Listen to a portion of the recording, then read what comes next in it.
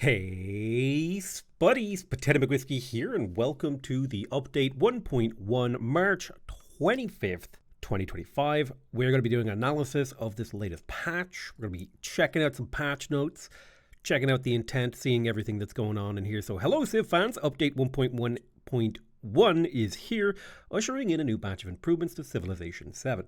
This includes a mix of both free and paid content, with many of the free editions influenced by community feedback. My one suggestion to the developers, I did have a glance down at these things. I really do think they should put a little symbol beside anything that was directly influenced by community feedback. I think that would really just help people see, how the feedback is having an influence on the game. Just put a little star beside it. That's my opinion anyway. So update 1.1.1 will come to the Nintendo Switch at a later date than March 25th. We'll provide more information as soon as it's available. There must have been a delay with the certification or getting the update to the Nintendo Switch. Curious about that, it's interesting.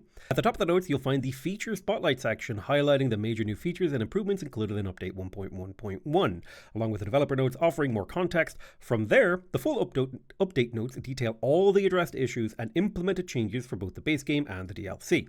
Lastly, update 1.1.1 completes the content editions of the paid Crossroads of the World collection. Now, this is the Crossroads of the World collection, where you get Ada Lovelace, Seaman Bolivar, Carthage, Great Britain, Nepal, and Bulgaria, as well as 4 new natural wonders, Machu Picchu, Mount Fuji, Vihren, Vinunkunka, and a cosmetic bonus. Very cool. So the Crossroad of the Worlds collection is out now. They are still hard at work at update 1.2.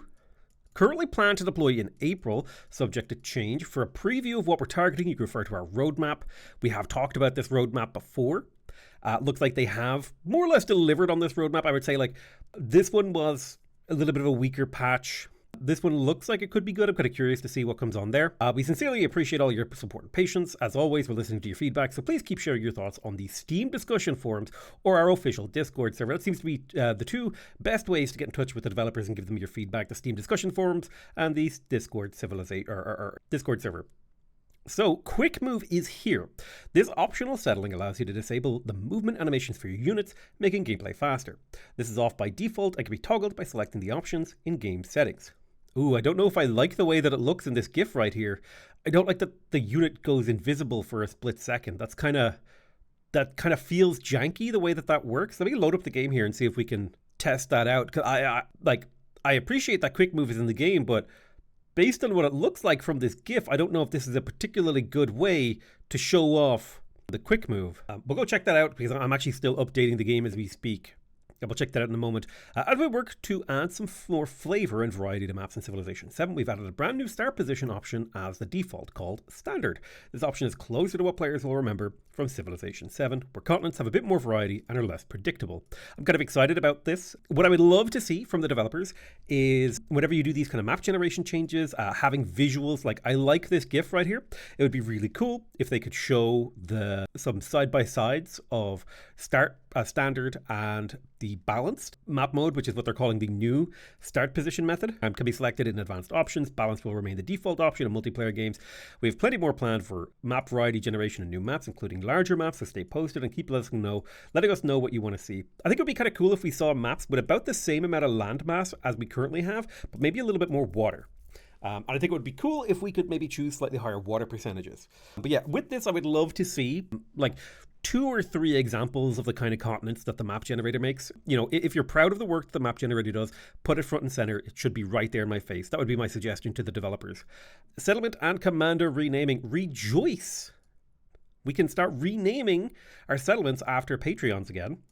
You can now choose to rename them by clicking on the pen icon in the upper right-hand corner of their menus. Whether you're role-playing a historical empire or naming cities after your best friends, or for the utilitarians among us, naming things functionally based on their status and benefits, we hope you enjoy the freedom to choose. So we can now rename things. That is wonderful. Really glad to see that feature make it into the game.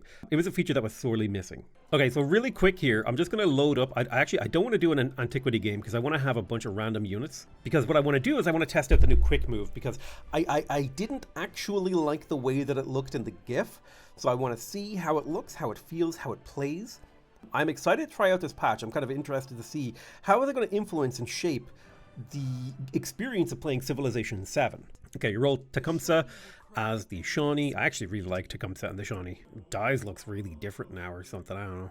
This almost looks like it should be a natural wonder, but it's just a mountain. The mountains are gorgeous. We found the Hurikwago. Okay, so unit banners have this like really thick border around it. I think my current impression is that this border is a little bit too thick at my current resolution. I'm 1440p. I can't quite tell how thick that is, but I want to say it's a step in the right direction. I think it's just ever so slightly too thick. I would shave that in by maybe like a pixel, maybe 2 pixels.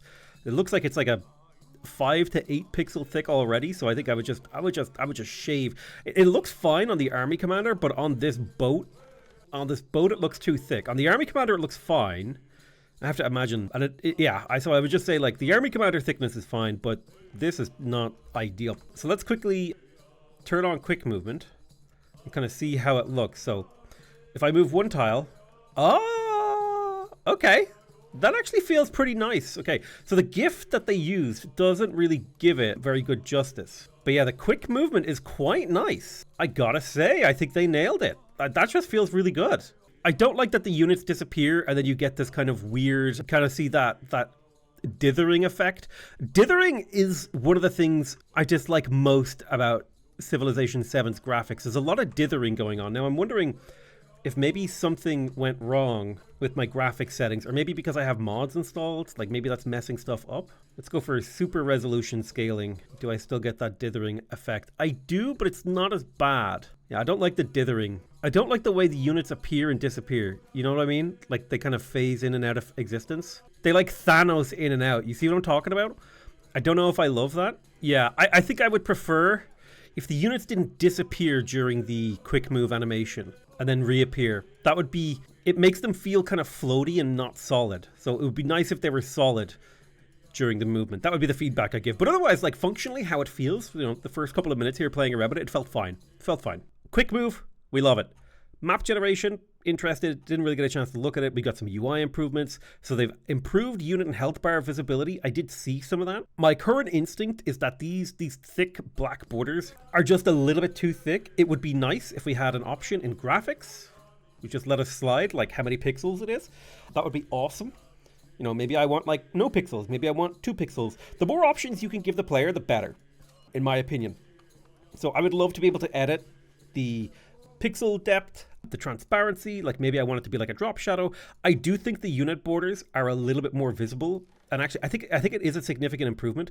I would love the option to be able to scale the size of the unit icons themselves and how much of it, how thick this border is. But I think currently as it stands, it looks a little bit better, but maybe a little bit too much. And one of the big problems I have with the unit banners is I don't know if you can really see it. It's kind of hard to explain, but you can kind of see through them. I do not want my unit banners to be transparent at all. I think there's way too much use of transparency in Civilization 7, and I think the color of the actual banner itself feels muddy on the city here. But otherwise, I think things are stepping in the right direction. I'm just throwing some feedback out there. So improved plot tool tips, so you can see where specialists are assigned. I do think this is a step in the right direction, though. So let's see. 0 of 1 specialists assigned. There we go. Okay. All right. You know, it's not perfect, but it is an improvement. That is a nice step forward for the tooltip situation. Love it. Well done.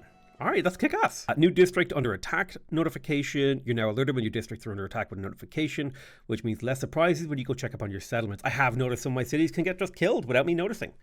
New trade lens, an ability to send merchants from lens. This is something I saw in the live stream. If I were to purchase myself, I don't have merchants yet, do I? I'd have to research. The hell do I have to research again? Economics. We don't have time to wait around for 11 turns. But basically, you can send merchants to a city from the trade lens. I think this is an improvement, but it still needs work. I think the borders are just a little bit too thick. But I do like how they look. I would shave like a pixel or 2 off that. But otherwise, it looks great. I mean, in the perfect world, give me the ability to customize the thickness of that border. So, big step up for the UI here in this patch. We're already seeing major issues being addressed. What is it now? 2 months since launch? Just about a month and a half? Progress now shows the turns remaining until a crisis. That is really nice. It doesn't exactly show you the turns remaining it shows you like, it kind of like estimates roughly how long. So I don't know if I would say the turns remaining. It's like you will hit a crisis around here, which is nice, right? That's welcome. I like that. So the crisis pips are really welcome. I like that. Rerollers rejoice. You now have a restart button. Restart will not be available in certain situations, like when you've already undergone an age transition or during a network multiplayer game. So it'll be available if you start a game fresh. And that's really nice. I'm really glad they brought back the restart button. I know a lot of people, here's the thing. I know a lot of people don't like re-rolling, but here's the thing. It can be fun if you don't know who to be or what kind of game you want to play. Just re-roll a few times and see what kind of start you get and play around a little bit. And I think one of the things the developers wanted to address with the changes to Civilization 7 was they didn't want players to feel like they had to re-roll. And that's something I actually really, really, really appreciate. I appreciate that they wanted to try to address like bad starts. But some of us, myself included, we like those random chaotic starts. We like those really good starts. We like those really bad starts. That was something we enjoyed. And so I'm glad they are bringing that back in the form of being able to make the starts less balanced and also to be able to re-roll. So big fan of that. Very happy with this. We've got the new natural wonder. We've got Mount Everest. Let's have a look here. So called Sagarmatha in Nepalian, Chomolungma in Chomolungma in Tibetan. Whenever I say lungma or anything that's ungma, like ligma, lugma, the mountain has long been held sacred by local populations. Sorry, culture. So I just D's nuts to your mountain. Really sorry about that. So we've got +2 happiness, +2 influence, and +2 culture, and it reveals all mountain tiles on your continent when discovered. That is really cool. Mount Everest sounds really, really cool. Very, very fun. So we've got some new features. We've got modern age pacing and balancing. We've made a number of changes to help the modern age last a little bit longer, so the players have more space to enjoy all the unique gameplay in that age. I'm interested about this. Part of the problem with the balance in Civilization 7 right now, this is before I even look at this, is that they're trying to use linear scaling. Let me try and have a look here. They're trying to use linear scaling, right? So let's say we have this graph here, okay? That's a bad graph. Let's make a slightly nicer one, okay? And like a flat line looks like this, okay? It just goes straight. This is your flat line. You know what? That's a dashed line. You know, let's make a flat line. A flat line. The distance between here and here is the same. And what that means is like the cost to do something is neither increasing nor decreasing, right? So this is cost over here. This is like time. A linear scaling will look something like this, right? It'll look like a diagonal line, right? So the problem is in Civilization 7, because you get so many settlements, right? Your scaling is exponential. And what I mean by that is, right, if you have 3 settlements, right, 3 settlements, and they each have 7 pop, okay, let's just do this analysis, right? And that's your ancient era or your ancient age start, right? You've got about 21 pop per turn. And what this represents is just like the number of tiles that your empire can work, right? Your empire can work 21 tiles at the start of the ancient era. At the start of the exploration age, okay, you could have 8 settlements and easily have like, call it 9 pop in them, which is like, that's 72 pop per turn or whatever. And then I don't even remember what it is in the modern age, right? But you could have like, I think it's like 15 settlements at the start, and they can each have like 11 pops. Like, what this number represents is the number of pops that's relatively easy to get to, right? And so now you're working like 165 pop tiles per turn. So the problem is they're trying to tackle an exponential growth function that looks like this, okay, with a linear balancing function. And the problem is you're just never going to capture all this stuff here. You're just going to make this area here. This feels worse. So what they're trying to do is basically with their balancing is they're doing this. They're just adding a new line. And unfortunately, what happens here is you just make the area where the game sucks bigger. And the area where the game has problematic features is just like slightly delayed, and it's not even delayed that much, right? Because like if you look at the difference between these 2 points, like these are not separated by that much in time. And that's part of the problem with trying to balance linear scaling with, trying to balance exponential scaling with linear challenges. And this is why I actually think that part of the pop growth formula should take into account world population and empire population. So if the world is underpopulated, you should get a growth bonus. And if your empire has a lot of population, you should get like just a small growth penalty. I think this would encourage it so that if the world doesn't have a whole lot of people in it, like relative to, some arbitrary calculation of how many pop should be in the world in total, then give a little boost. And then if an empire has too many population, give them a little debuff. I think this is a good way, because this would bring this part of this exponential scaling down. And this is where a lot of your problem is coming, is the fact that both sides of this balance sheet are scaling up too quickly. And so I think you should attack this side. That's my hot take anyway. But we'll see what they've done. Eliminating a player no longer adds age progress in modern. Okay, cool. And there's less age progress added in the exploration age. Modern techs and civics have been increased by roughly 25% overall. Again, this is addressing an exponential problem with linear changes, more heavily weighted on nodes deeper in the tree. So you need about 25% more science and 25% more culture to get through the tech trees. Made a number of changes around the Railroad Tycoon gameplay. Factories are now, again, here you go, look.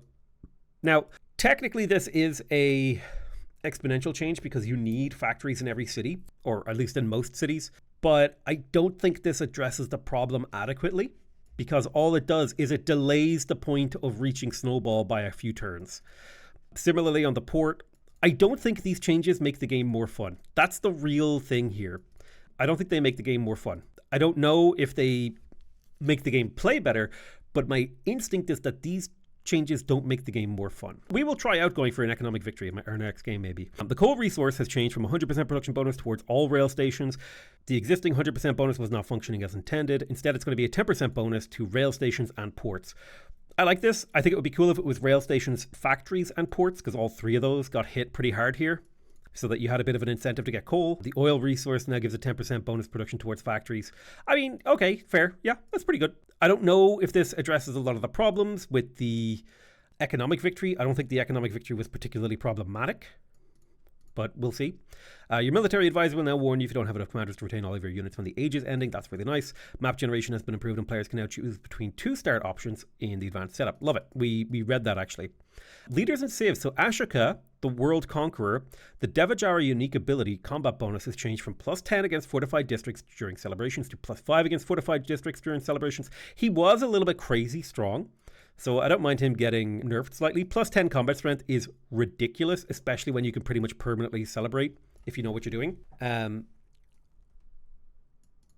Confucius, playing as Confucius now correctly unlocks the Qing in modern age. Nice little bug fix right there. Lafayette, +1 combat strength per tradition slot is no longer doubled in distant lands. A little bit sad about this because it was a cool and thematic bonus for Lafayette, but +2 combat strength per tradition was insane. I think what they just need to do is to cap it, maybe like +3 per age or something. I don't know. You have to figure it out. Changed +2 culture and happiness per age in settlements, doubled in distant lands to get +1 culture and happiness per age, doubled in distant lands. Okay, not too bad. A little bit of a nerf for Lafayette. He's not so bad. I still think he's going to be pretty strong, particularly going Lafayette, Rome into Norman. It feels very strong because those guys like to play around traditions and they're quite cultural.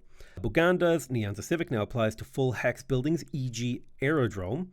I don't remember what the Nyanza Civic was. +1 culture and happiness on quarters adjacent to lakes and navigable rivers. So it was a bonus for their quarters. Got it. The bonus combat strength for Carthage's Numidian cavalry now only gains +1 per unique city resource slot than the capital. Glad to see that getting kind of bug-fisted. The potential combat strength you could get on those cavalry was insane. Saw a couple of posts by Paisley Trees. Actually, she has a really good YouTube channel. You should go check it out, where she got like over 120 combat strength or something insane. Hawaii's traditions, Ahupua tradition changed from +4 culture on food buildings to +4 food on culture buildings. Oh man, this feels like such a big nerf. This was so much fun. I would even take like +2 culture on food buildings. Like it was so cool, and this feels blah. Ho'okopu tradition changed from +2 culture on marine terrain to +1 culture on marine terrain. That's sad. It was a lot of fun. It was way too powerful though. It was way too strong. And especially again, like Hawaii was able to super quadratically scale on culture from water. You could do some crazy stuff with them. Hey Nala, a civic mastery changed from +1 culture on marine terrain in settlements following your religion to, it was +2 actually. Believe it or not, that was actually +2 to +1 happiness on marine town in towns following your religion, doubled for cities. Very nice. So this actually makes Hawaii a surprisingly good naval domination civilization, because as long as you have enough fishing boats in your towns and your cities, you can ignore the happiness penalty from going over your settlement limit. Great Britain, no eternal allies tradition changed from +5% gold in towns, but -5 gold in the capital for every alliance, to +10% food and gold in towns, but -5% gold in the capital for every alliance. This one feels thematic, but it just feels weak and doesn't do anything, in my opinion. I don't know if it's not a very good tradition. I think they need to rework it. It's kind of thematic, but it's pointless, in my opinion. This is a big buff. I will say that. Big buff. Majapahit, Subak tradition changed from +1 production on culture, +1 culture and production on marine terrain to +1 culture on marine terrain in cities. That is a pretty big nerf, because now you have to pay a big chunk of gold and not get the benefits of having a lot of towns to benefit from this. Gamelan Civic changed from +4 culture on quarters to +2 culture on quarters. A pretty big nerf. It was quite strong. Nusantara Civic changed from culture buildings receive +1 adjacency with coast to culture buildings receive +1 happiness adjacency with coast. I do think that a lot of civilizations and a lot of leaders in Civ 7 had a way too high of a power scale. In general, I really like games where people have really high power scales, but I feel like the power scales in Civilization 7 were crazy.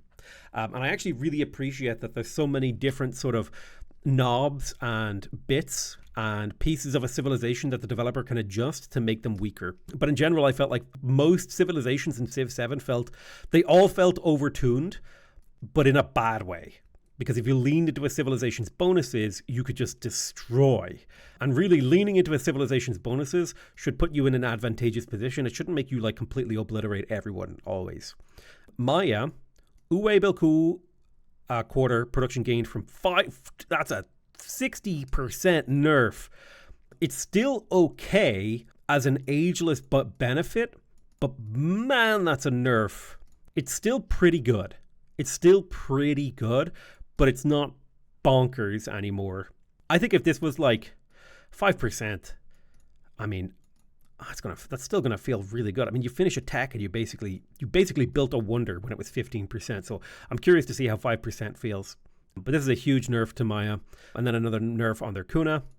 But however, as a compensation, the wonder now unlocks a little bit earlier, which is nice, right? I would say Maya, the nerfs are completely deserved.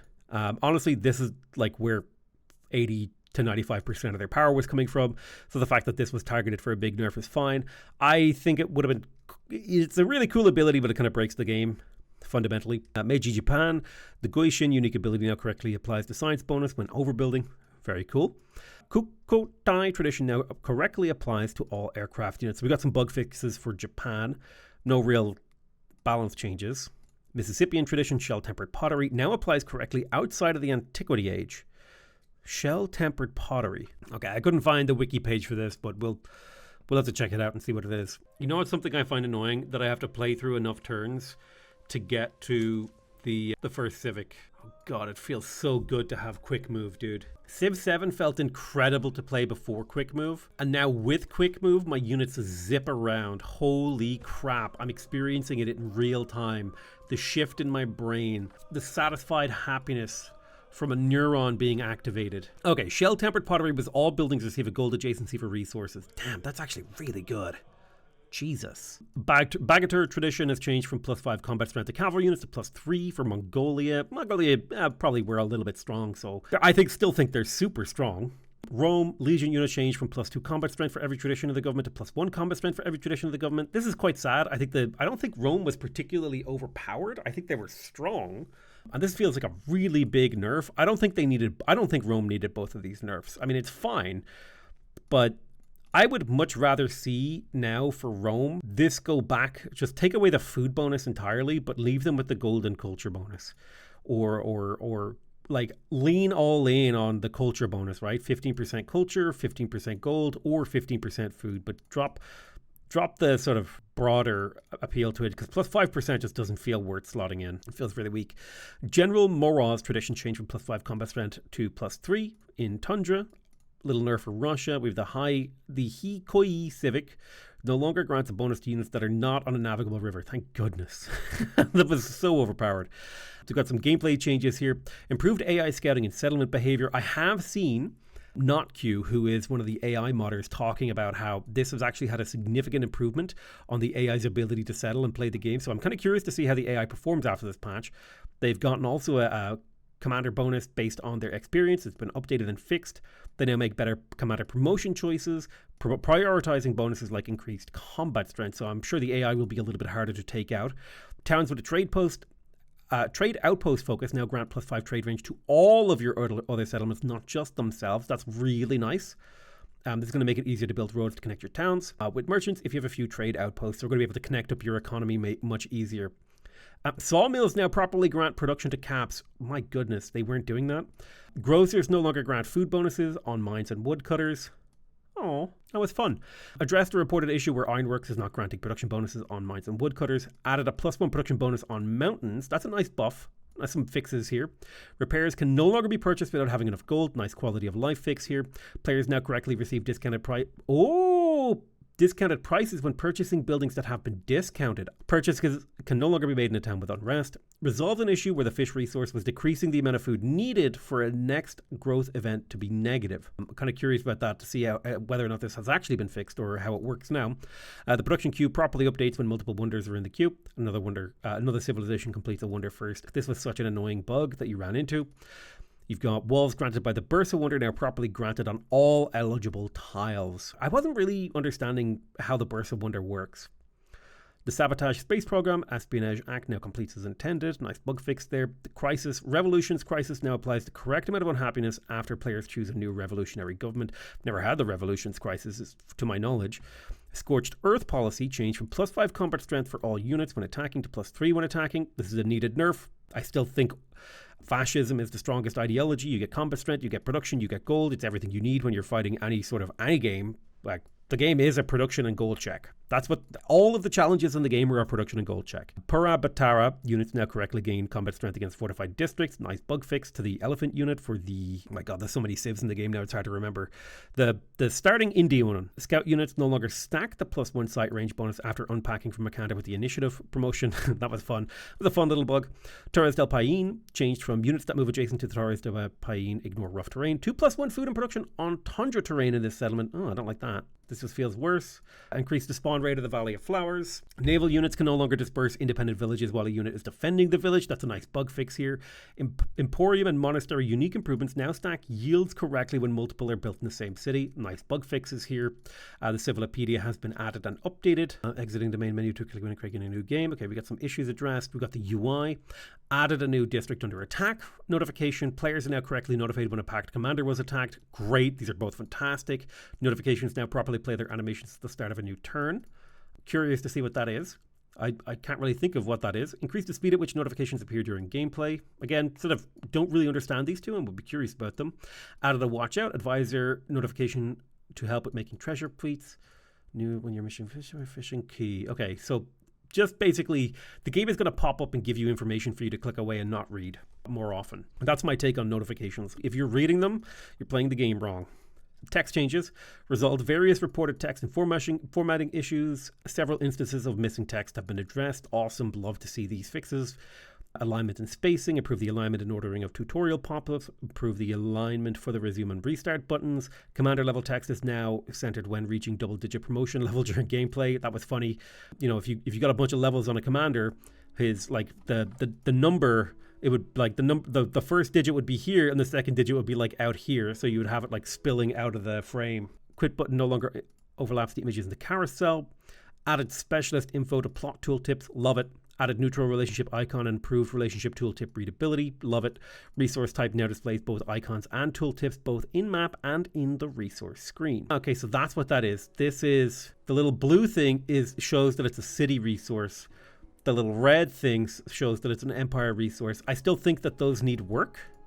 Also, why are some of them gray and some of them not? Like these are, I don't understand. Are they gray because they're in the fog of war? I definitely feel like when I'm zoomed out this far, the game needs better visibility. I think these icons are a little bit too small. And when I'm zoomed in, oh my god, wait, no, they're just tiny. Never mind. Yeah, these icons could be bigger. They're just not visible. Like, the icon in my tooltip is perfect. The icon that I'm looking at here, what is that? That is not... I want the icon that's in my tooltip right now to be on the map. Because the icon that's in my tooltip looks incredible. The icon that's on my map sucks. That's my hot take anyway. You got espionage report pop-ups appearing correctly. Controllers now. Okay. Trade lens report back to none. Nothing too crazy here. Being able to send merchants to settlements directly from the trade route panel is awesome. Unit action tray is expanded by default. Love it. Improved visibility on unit and district health bars. Crisis indicators. God. Hide turns to tilt growth UI when the town has a focus and thus will not be growing. They fixed it. 10 out of 10 patch. Pause menu is now expanded and reorganized. This pause menu still needs work.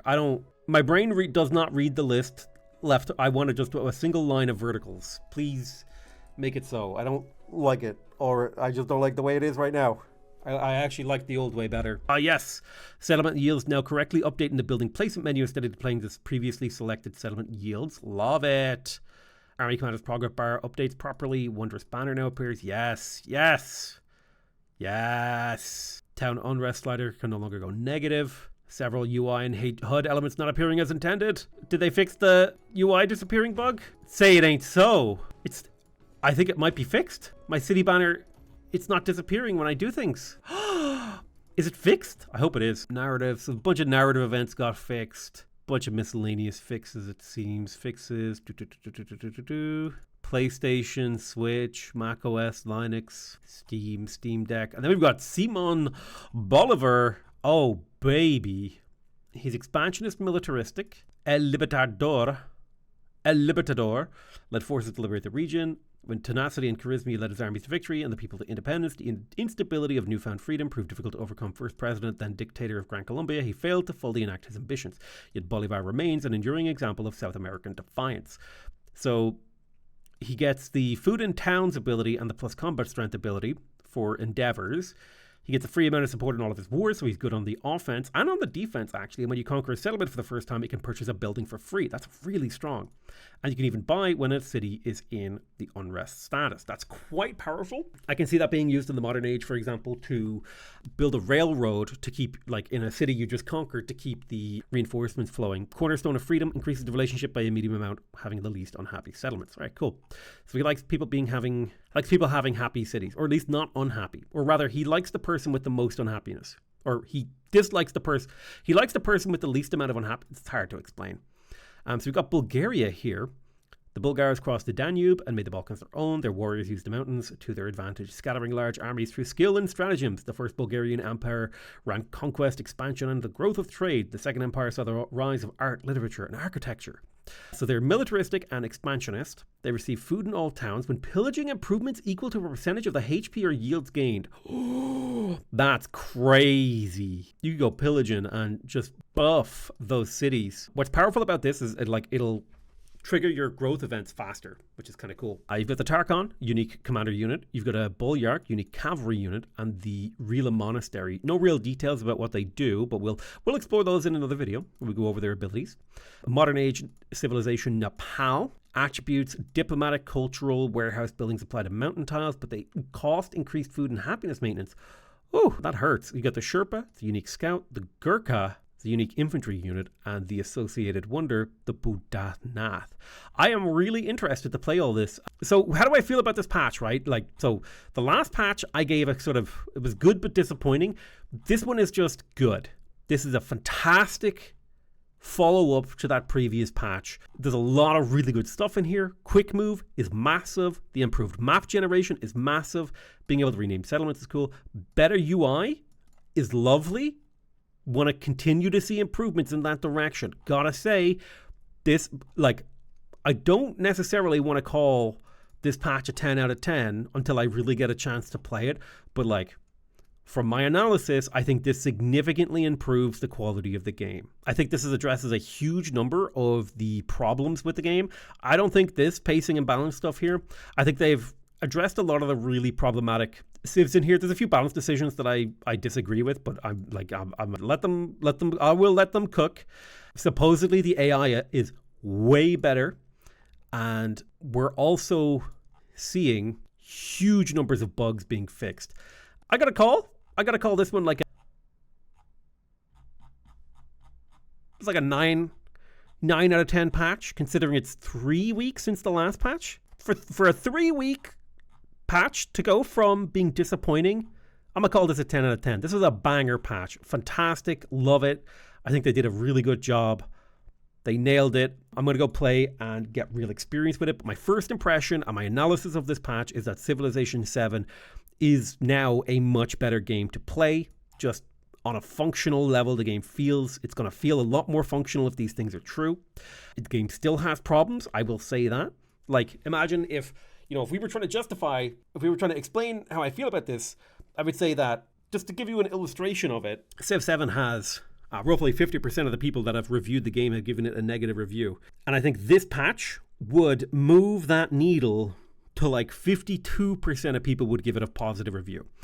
It's by no means the thing that fixes the game, but it is definitely a step in the right direction, and this patch is directly addressing a lot of the issues that a lot of people had. Now, certain issues are never going to get addressed, right? You've got things like Denuvo releasing DLC a month after launch. These are sort of hard lines for certain people.